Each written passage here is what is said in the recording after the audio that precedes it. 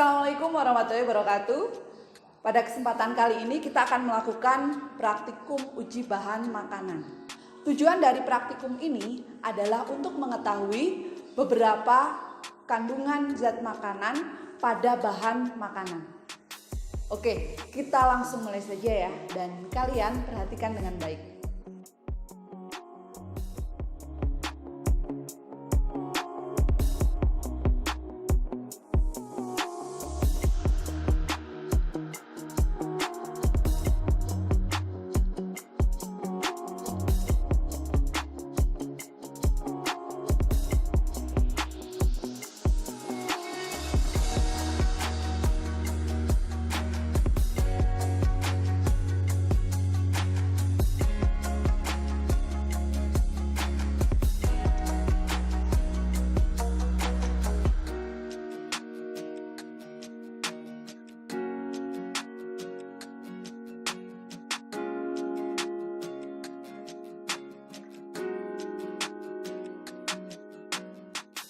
Oke, langkah pertama yang kita lakukan, kita menghaluskan bahan makanan yang akan diuji. Yang pertama, kita haluskan nasi dulu. Kita haluskan nasi menggunakan mortar dan alunya. Kita ulek sampai halus. Kemudian tambahkan aquades sampai nasi benar-benar halus seperti bubur.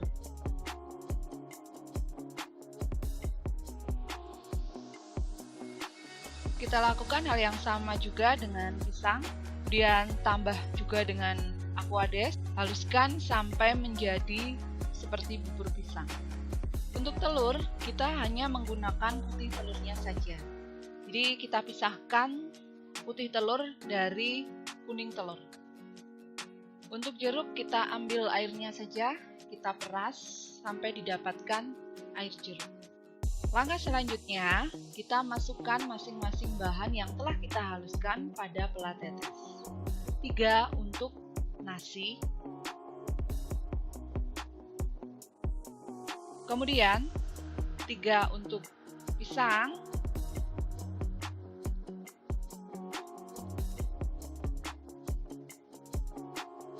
Kita masukkan secukupnya, kira-kira saja.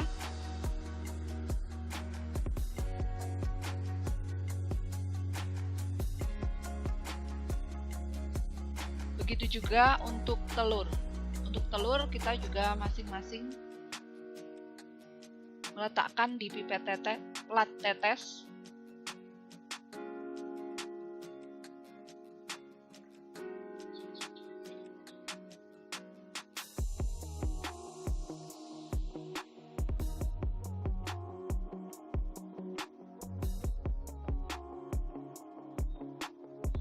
Kemudian jeruk juga.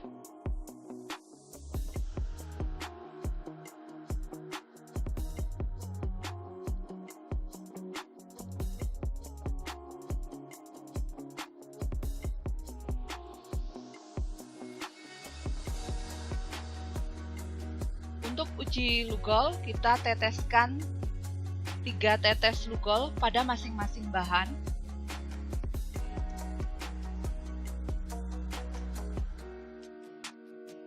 Untuk uji protein menggunakan biuret, kita juga meneteskan 3 tetes biuret pada masing-masing bahan yang sedang kita ujikan.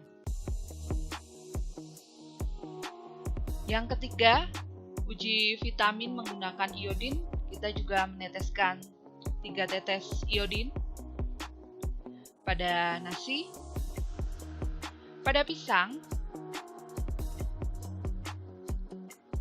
pada telur, dan pada jeruk.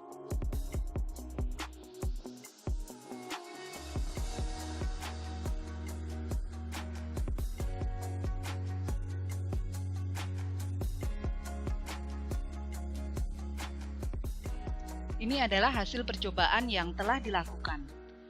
Kalian bisa amati reaksi yang terjadi. Yang pertama, ini adalah uji bahan makanan menggunakan glukol. Untuk nasi, pisang, kemudian telur, dan jeruk.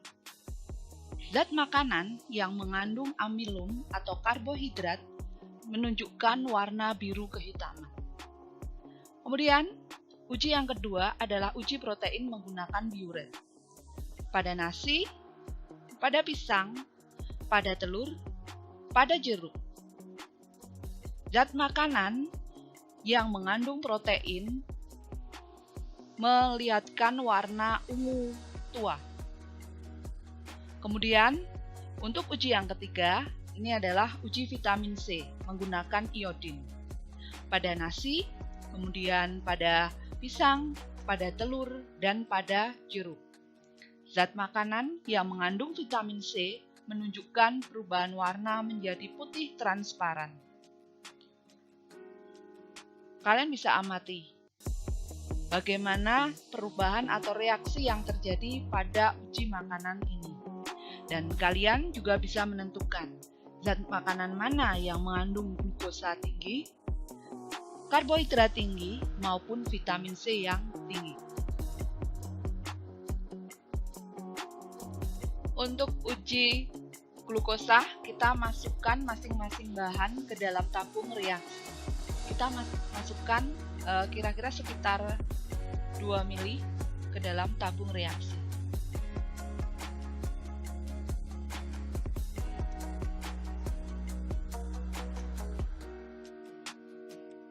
Kemudian tetesin dengan larutan Benedict.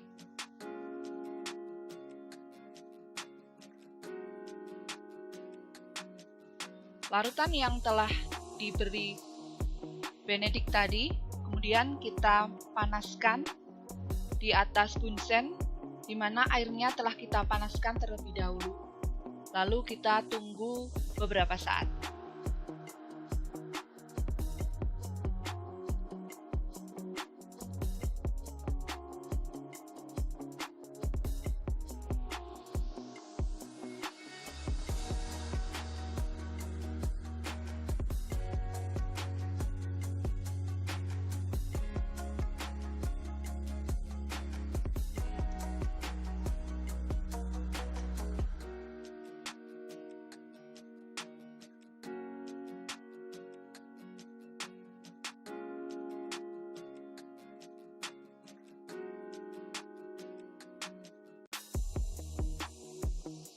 Ini adalah hasil uji glukosa yang telah kita lakukan.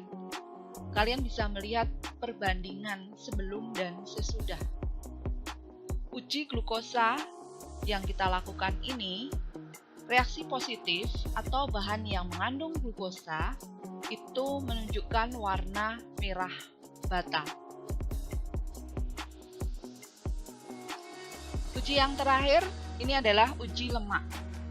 Uji lemak ini kita lakukan dengan cara mengoleskan bahan-bahan yang telah kita haluskan tadi pada selembar kertas HVS. Saya juga menggunakan minyak sebagai perbandingannya. Bisa dilihat seperti ini hasilnya. Bahan makanan yang mengandung lemak akan menghasilkan olesan yang berbentuk transparan. Oke, praktikum uji bahan makanan sudah selesai kita lakukan. Dan kalian bisa lihat hasilnya dan kalian juga pelajari. Meskipun kita belajar di rumah saja, tapi kita harus tetap semangat. Satria bisa jaya.